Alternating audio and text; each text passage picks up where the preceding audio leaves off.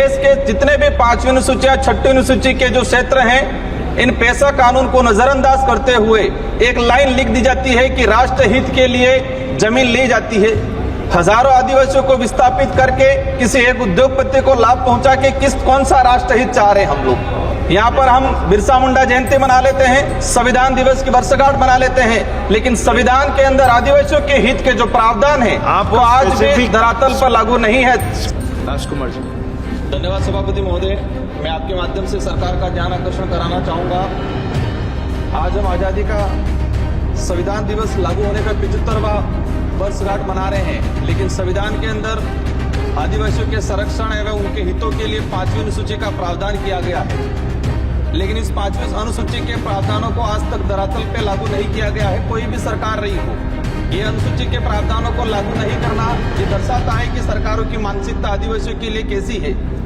माननीय सभापति महोदय, अनुसूचित क्षेत्र के अंदर 5वीं अनुसूची में प्रावधान ये किया गया है कि आदिवासियों को जमीन किसी भी अगर प्रोजेक्ट के लिए या किसी भी कंपनी के सीधा हस्तांतरण नहीं कर सकते हैं।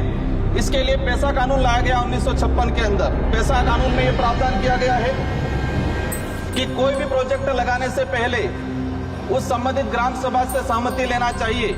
लेकिन देश के जितने भी 5वीं अनुसूची या 6वीं अनुसूची के जो क्षेत्र हैं, इन पेशा कानून को नजरअंदाज करते हुए एक लाइन लिख दी जाती है कि राष्ट्र हित के लिए जमीन ली जाती है।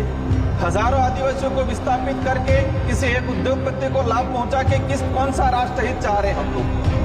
सभापति महोदय, यहाँ पर हम बिरसा मुंडा जयंती मना लेते हैं, संविधान दिवस की वर्षगांठ मना लेते हैं, लेकिन संविधान के अंदर आदिवासियों के हित के जो प्रावधान है वो आज भी धरातल पर लागू नहीं है। सभापति महोदय, विषय आपका विषय मेरा यही विषय है कि वर्तमान में जो प्रोजेक्ट चलाए जा रहे हैं वो प्रोजेक्ट में जिस तरह से पैसा एक्ट की ग्राम सभा को नजरअंदाज किया जा रहा है आज अनुसूचित क्षेत्र के अंदर। सभापति महोदय, मैं एक ही बात लास्ट में कहना चाहूंगा कि जो शेड्यूल एरिया के अंदर रिजर्वेशन पॉलिसी है, उस रिजर्वेशन पॉलिसी को हो गया समाप्त, आपका हो गया सर।